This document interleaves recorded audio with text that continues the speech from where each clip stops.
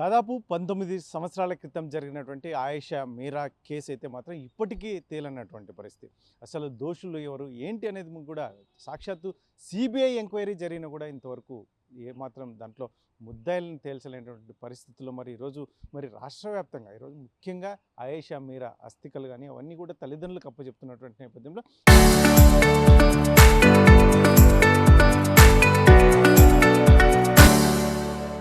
మరొకసారి చర్చకు లేవనెత్తినటువంటి పరిస్థితులు. మరి అనంతపురంలో ప్రజా సంఘాల నాయకులు ఉన్నారు.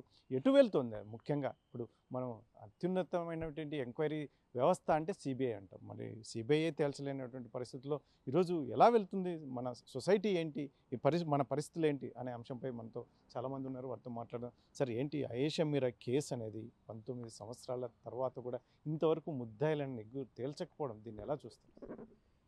అంటే ప్రజాస్వామ్యంలో న్యాయ వ్యవస్థ, పోలీస్ వ్యవస్థే కొంత పేద ప్రజలకు న్యాయం చేస్తుందని చెప్పేసి బలంగా నమ్ముతున్నాం, బతుకుతున్నాం. మరి అటువంటి తరుణంలో ఈరోజు 19 సంవత్సరాల తర్వాత కూడా ఆయేషా మీరా కుటుంబానికి న్యాయం జరగకపోవడం, ఆయేషా మీరాపై అత్యాచారం చేసి హత్య చేసినటువంటి నిందితులు ఎవరో తేల్చకపోవడం అనేది చాలా బాధాకరంగా భావిస్తున్నాం. మరి దీని అంతటికీ కారణం ఏమంటే 19 ఏళ్ల క్రితం ఆయేషా మీరా ఒక హాస్టల్లో చదువుకుంటుంటే హాస్టల్లో అత్యాచారం చేసి హత్య చేయడం జరిగింది. మరి దీనిపైన కుటుంబీకులు అంటే ఆయేషా మీరా తల్లిదండ్రులు శంషాద్ బేగం మిగతా వాళ్ళు కొంతమంది ఫిర్యాదు చేసి అనుమానం వ్యక్తం చేసినటువంటి వ్యక్తులపైన కేసు నమోదు చేయకోకుండా ఆ రోజులోనే ఒక దళితుడైనటువంటి సత్యం బాబుని అనవసరంగా ఇరికించి ఆ కేసులో బలవంతంగా అతన్ని ఈ కేసును నువ్వు ఒప్పుకోవాలి అని చెప్పేసి 3rd డిగ్రీ ప్రయోగించినట్లు కూడా మన పత్రికల్లోనూ మీడియా సాధనాల్లో కూడా చూసాం. ఎందుకు ఈ రకంగా జరుగుతుందంటే ఆ రోజు సత్యం బాబు ఒక మాల సామాజిక వర్గం, ఆయేషా మీరా ఒక ముస్లిం మైనార్టీ.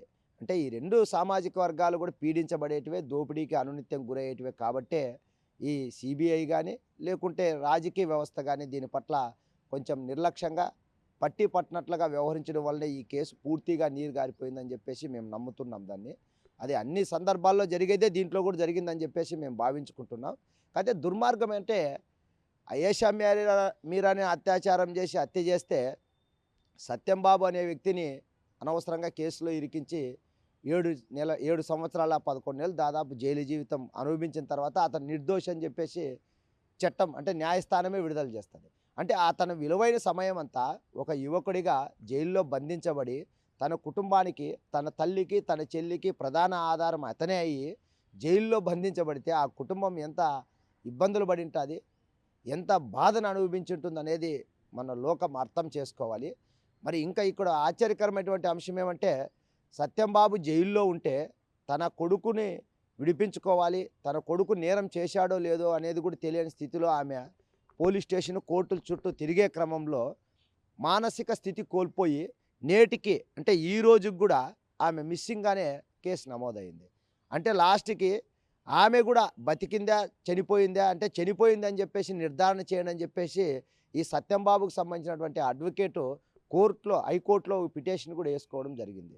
అంటే ఇదంతా గమనిస్తే ఈ పోలీసులు చేసిన తప్పిదమో లేకుంటే రాజకీయ కుటుంబాలకు సంబంధించినటువంటి వాళ్ళని తప్పించడానికో ఇట్లా సామాన్యుల్ని ఎంతవరకు ఎన్ని రోజులు ఇంకా బలి చేస్తారనేది కూడా చాలా బాధాకరం. మరి అలాగే ఇప్పుడు ఆయేషా మీరాని అత్యాచారం చేశారు. మళ్ళీ కుటుంబీకులు కూడా ఎవరు దీనికి ఈ దారుణానికి ఒడిగట్టారని చెప్పేసి ఆయేషా మీరా తల్లిదండ్రులు పలానా వ్యక్తులు అయ్యుండొచ్చు లేదంటే పలానా వ్యక్తులే అని చెప్పేసి కూడా ఫిర్యాదు చేసినారు. మరి ఆ ఫిర్యాదుని స్వీకరించరు. కానీ పోలీస్ ఇన్వెస్టిగేషన్లో ఈ మాల సామాజిక వర్గానికి సంబంధించిన సత్యం బాబు అని చెప్పేసి నిర్ధారిస్తారు. ఇది ఎక్కడ చట్టం? ఇదేనా న్యాయం? మరి ఈ రకంగా బలవంతులు, ధనవంతులు పిల్లలను కాపాడడానికి ఇట్లా అమాయకుల్ని, ముఖ్యంగా దళితులను బలి చేయడం అనేది కూడా ఎంతవరకు సమంజసం అని చెప్పేసి మేము అడుగుతున్నాం. మరి ఆ రోజు జరిగింది రాత్రి 11 గంటల నుంచి మళ్ళీ తెల్లవారుజామున 4 గంటల వరకు ఈ దారుణ సంఘటన అంటే అత్యాచారం చేసి హింసించి హత్య చేయడం జరిగింది. మరి ఉదయానికి రూమ్మేట్స్ని విచారిస్తే రాధిక, నవ్య, ప్రీతి అని 3 అమ్మాయిలు వాళ్ళు మాకేమీ తెలియదు, మేము 5 గంటలకు లేచాము, లేచిన తర్వాత శవాన్ని చూసామంటున్నారు. ఇది ఎంత ఆశ్చర్యము! అంటే ఇదంతా కూడా సాక్షులను కూడా వాళ్ళ ప్రలోభాలకు గురి చేయడమో లేకుంటే భయపెట్టడంతోనే ఈ కేసు పూర్తిగా నీరుగారిపోయింది. వాళ్ళు ఈరోజు యూఎస్లోనో, ఫారిన్లోనో, న్యూజిలాండ్లోనో ఉంటున్నారు. అంటే దీన్ని కూడా విచారించాలి. సాక్షులు కూడా నేరస్తులయ్యే అవకాశం ఉంది ఇక్కడ వాస్తవంగా.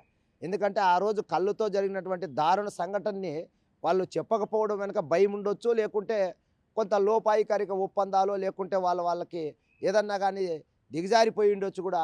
కాబట్టి అట్లాంటి వాళ్ళని కూడా విచారించాలి. మళ్ళీ వాళ్ళు విచారించాలంటే సిబిఐ మేమేదో చేసేస్తాం, సిబిఐకి అప్పగిస్తే ఎక్కడా లేని నిజాలు బయటికి తీస్తామని చెప్పుకుంటారు. మళ్ళీ అట్లాంటి సిబిఐ వాళ్ళని వాట్సాప్లో విచారించినట్లు కూడా మేము మీడియాలో గమనించాం. అంటే ఇదంతా కూడా చూస్తుంటే వాస్తవంగా సామాన్యులకు ఒక న్యాయము, ఉన్నోళ్ళకు ఇంకొక న్యాయం. న్యాయం రెండు రకాలుగా పరిపాలించబడుతుంది కాబట్టి పేదోళ్ళు మరింత అన్యాయానికి, దోపిడీ దౌర్జన్యాలు బారిన పడి నలిగిపోతూ అభివృద్ధి చైతన్యానికి మార్పు అనేది దగ్గరగా లేకోకుండా బతికే పరిస్థితులు ఏర్పడుతున్నాయి. చూడండి, సిట్ కానీ, సిబిఐ కానీ, సిబిసిఐడి లాంటి సంస్థల మీద ఉన్నటువంటి నమ్మకం ఏమైపోతుంది? ఎవరు చేయమన్నారు ఇదంతా? మేమేదో విచారణ చేస్తాం, దోషుల్ని బయటికి తెస్తాం, వాళ్ళకి శిక్షలు పడే విధంగా మేము చర్యలు తీసుకుంటాము, చట్టాలు న్యాయస్థానాలు ఉన్నాయనే రీతిలో మమ్మల్ని నమ్మించేకి అంత్యక్రియలు చేసినటువంటి శవాన్ని మళ్ళీ తీసుకొచ్చి కొంతకాలం వాళ్ళ దగ్గర పెట్టుకొని తిరిగి ఈరోజు ఇచ్చేస్తున్నారు. అంటే మీరు ఇంతకాలం ఏం చేసినట్లు? అంటే మమ్మల్ని అవమానిస్తారా? అంటే మిమ్మల్ని చంపితేనో, మీ పైన అత్యాచారాలు చేస్తేనో, మేమేం చేసినా కూడా మీకు చట్టాలు న్యాయాలు లేవనే రుజువు చేయడానికి ఇట్లాంటి పనులు చేస్తాయి సిబిఐ కానీ, ఇంకోటి న్యాయస్థానాలు కానీ అనేది కూడా మాకు బాధ అవుతుంది. అంటే ఏ రకంగా మాట్లాడాలో, ఏం చేయాలో దిక్కుచోచనే స్థితిలో మేము ఉంటున్నాం ఈరోజు. దానికోసం ఈరోజు తెనాలిలో కూడా మా దళిత ప్రజా సంఘాలు అన్నీ కలుపుకొని ఈరోజు బాబాసాహెబ్ అంబేద్కర్ విగ్రహం ముందర ఈ అయేషా మీరాకి తీవ్ర అన్యాయం జరిగింది, న్యాయం అనేది ఎక్కడా జరగడం లేదని చెప్పి అనే రీతిలో నిరసన వ్యక్తం చేస్తూ ఆ అంత్యక్రియల్లో కూడా పాల్గొంటున్నారని చెప్పి తెలియజేసినారు. అంటే మేము కూడా అనంతపురం జిల్లా కుల ప్రజా సంఘాలుగా మేము తెలియజేసేది ఏమంటే, న్యాయాన్ని రెండు రకాలుగా చూడొద్దండి. న్యాయం ఒక్కటే ఉంటుంది. అది ఎవరి మీద అయినా కావచ్చు, ఎవరికైనా కావచ్చు. చట్టాన్ని న్యాయాన్ని కాపాడాల్సిన బాధ్యత ఈ పాలకులకి, లేకుంటే న్యాయ వ్యవస్థకి, పోలీస్ వ్యవస్థకి ఉంది. దీంట్లో పూర్తి వైఫల్యం ఒకవైపు రాజకీయ వ్యవస్థ అయితే, రెండోది పోలీస్ వ్యవస్థ అనేది కూడా బహిరంగంగా అర్థమవుతుంది. ఇట్లాంటి అవమానాలు చేయొద్దండి. మా ప్రాణాలు పోతే కొంతకాలానికి మేము కుమిలిపోయో మర్చిపోయే రోజులు ఉంటుంటాయి. మరి 19 సంవత్సరాలుగా మళ్ళీ తిరగదోడిండేది ఎవరంటే వీళ్ళే. లేకుంటే ఈ పాటికి మా ఇదితో మేము ఇన్ని కారం చెడు, చుండూరు, తిమ్మ సముద్రము, లేకుంటే లక్ష్యంపేట, వేంపేట సంఘటనలు జరిగినాయి దళితుల మీద ఊచుకోతలు. మరి వాటి గురించి మేమేదో ఆ సంఘటనలు జరిగిన రోజు మాట్లాడుతున్నాం, లేదంటే మిగతా రోజుల్లో అట్లాంటివి జరగకూడదని చెప్పేసి మేము కోరుకుంటున్నాం. వీళ్ళు పదే పదే దాన్ని గుర్తు చేసే విధంగా, మమ్మల్ని వెక్కిరించే విధంగా, మమ్మల్ని అవమానపరిచే పద్ధతుల్లో ఈ రకమైనటువంటి ఇది చేయకూడదు. మరి ఇప్పటి రాష్ట్ర ప్రభుత్వమైనా గమనించాలి. కూటమి ప్రభుత్వం అంటే రాష్ట్రంలో కానీ, దేశంలో కానీ ఒకే ప్రభుత్వం కొనసాగుతుంది కాబట్టి వీళ్ళు ఈ అయేషా మీరాపై అత్యాచారం చేసిన నిందితులు ఎవరు, వాళ్ళని ఎట్లా శిక్షించాలని చెప్పేసి వీళ్ళకి బాధ్యత లేదా? వీళ్ళైనా దాని మీద చర్యలు తీసుకోవాల్సిన అవసరం లేదని చెప్పేసి ఈ కూటమి ప్రభుత్వాన్ని కూడా అడుగుతూ, మరి మార్పు తెస్తాం, ప్రశ్నిస్తామని చెప్పి రాజకీయాల్లోకి వచ్చినటువంటి పవన్ కళ్యాణ్ గారు కూడా ఆ రోజు ఎన్నికలకు ముందు చెప్పిన మాటలకి ఈరోజు ఆయన పరిపాలనకి అంతు పట్టడం లేదు. దయచేసి గమనించి మన ప్రీతిబాయ్ సంఘటన కూడా చూసుకోండి. ఆ రోజు ప్రీతిబాయ్ కుటుంబాన్ని పరామర్శించింది ఎవరు? పవన్ కళ్యాణ్ గారు. మరి ఈరోజు ప్రీతిబాయ్ కుటుంబానికి ఎవరు న్యాయం చేస్తున్నారు? కాబట్టి దయచేసి ఇట్లా కాకోకుండా ఎవరైనా మహిళలే, ఇది దానికి కులము మతం అనేది లేదు. వాళ్ళ మీద జరిగే అత్యాచారాలు, దారుణాలపైన అందరూ స్పందించాలి, న్యాయం జరిగేంత వరకు పోరాడాలి. దాంట్లో దళిత గిరిజన సంఘాల జేఏసీగా మా పాత్ర, మా అవసరం ముందు వరుసలో ఉంటుందని చెప్పి తెలియజేసుకుంటున్నాను. ఏం చెప్తారండి? ఆ రోజు అయేషా మీరా చనిపోయినటువంటి అక్కడ పరిస్థితులు చూస్తే అది సహజంగా చనిపోలేదు, అసహజంగా జరిగింది. కాకపోతే సాక్షాత్తు సిబిఐ ఎంక్వైరీ చేసినప్పుడు కూడా ఇంతవరకు దోషులను తేల్చలేని పరిస్థితుల్లో ఉన్నామంటే దీన్ని ఎలా చూస్తారు? నిజంగా ఏదైతే అయేషా మీరా కేసులో సిబిఐ పూర్తిగా విఫలం చెందిందని చెప్పేసి భావిస్తూ ఉన్నాం. ఎందుకంటే ఈరోజు ఈ దేశంలో కావచ్చు, ఏ రాష్ట్రంలో అయినా కావచ్చు, ఈరోజు ముఖ్యంగా ప్రజలు అనేటోళ్ళు ఒక పోలీస్ వ్యవస్థని, లేదా పోలీస్ వ్యవస్థ ద్వారా న్యాయం జరగకపోతే న్యాయ వ్యవస్థను లేదా సిబిఐను పూర్తిగా నమ్మేటువంటి పరిస్థితిలో ఈరోజు బతుకుతూ ఉన్నాం. మరి అలాంటి సంస్థలు కూడా, అంటే అలాంటి సిబిఐ సంస్థలు కూడా ఈరోజు అయేషా మీరా కేసుని మరి నెగ్గు తెలియలేదంటే ఈరోజు ఈ దేశం, ఈ రాష్ట్రం ఎటువైపు పోతా ఉందని చెప్పేసి అడుగుతూ ఉన్నాం. ఎందుకంటే 19 సంవత్సరాలు గడిచినా కూడా ఆ దోషులు ఎవరు, లేకపోతే ఆ కేసు ఏమైందని కూడా తెలిసినటువంటి పరిస్థితిలో అధికారులు ఉన్నారంటే కేవలం ఈరోజు రాజకీయ నాయకులుగా ముడిపోతూ ఉన్నారా, లేదా మీరు రాజ్యాంగబద్ధంగా మీరు పని చేయడం లేదా అని అడుగుతూ ఉన్నాం. ఎందుకంటే మరి 19 సంవత్సరాలు కావస్తుంది. 19 సంవత్సరాలుగా ఎవరైతే అయేషా మీరా తల్లిదండ్రులు ఉన్నారో తల్లిదండ్రులు చేసినటువంటి ఆరోపణలు వేరు, వీళ్ళు కేసు తీసుకున్నటువంటి విధానాలు వేరు. మరి ఎందుకంటే సాక్షాత్తు అయేషా మీరా తల్లిదండ్రులు చేసినటువంటి ఆరోపణలను మీరు ఎందుకు పరిగణనలోకి తీసుకోలేదని చెప్పేసి సిబిఐ అధికారులను కావచ్చు, పోలీస్ అధికారులను కావచ్చు ప్రశ్నిస్తూ ఉన్నాం. ఇప్పటికైనా కూడా అయేషా మీరాకు జరిగినటువంటి అన్యాయాన్ని ఇప్పటికైనా దాన్ని సిబిఐ పూర్తి స్థాయిలో మరి ఎంక్వైరీ చేయాలా, ఎవరైతే దోషులు ఉన్నారో దోషుల్ని వెలికితీయాలా, వెలికితీసి వాళ్ళని శిక్షించాలని చెప్పేసి విద్యార్థి సంఘాలు కూడా మరి విజ్ఞప్తి చేస్తూ ఉన్నాం, డిమాండ్ చేస్తూ ఉన్నాం. ఏం చెప్తారండి? ఇప్పటి వరకు అయితే మాత్రం అయేషా మీరాకు సంబంధించిన మా దగ్గర సాక్ష్యాలు ఉన్నాయి అని చెప్పేసి అయేషా మీరా తల్లిదండ్రులు చెప్తున్నప్పటికీ, మరోవైపు సిబిఐ కావచ్చు, కోర్టులు కావచ్చు, దీనికి ఎవరు దోషులు లేరు అన్నట్టుగా దీన్ని కేసు ముగిస్తున్నటువంటి నేపథ్యం ఈరోజు మరొకసారి వారికి ఏదైతే ఉందో అప్పచెప్తున్నట్టు అయేషా మీరాకు సంబంధించిన అస్థికలు ఇవన్నీ అప్పచెప్తున్నటువంటి పరిస్థితి. దీని గురించి ఏం చెప్తారు? అయేషా మీరా అత్యాచారం హత్య కేసు ఈ సంఘటనే మనం లోతుగా పరిశీలించి చూసినప్పుడు ఇది భారతదేశం ఒక తీవ్రమైన సంక్షోభంలో ఉందనడానికి ఈ హత్య కేసే సంఘటనే ఒక నిదర్శనం. ఎందుకంటే భారతదేశం ఎందుకు ఈరోజు ఇలాంటి పరిస్థితిలో ఉందనడానికి మనం ఒక లోతుగా మనం పరిశీలించి ఆలోచించాలా. ఎందుకంటే ఈరోజు న్యాయ వ్యవస్థకి మూల కారణమైనటువంటి విచారణ సంస్థలు రాజకీయ వ్యవస్థ పూర్తిగా వైఫల్యం చెందాయని మనం ఈ సంఘటన మనకు మరొకసారి రుజువు చేస్తుంది.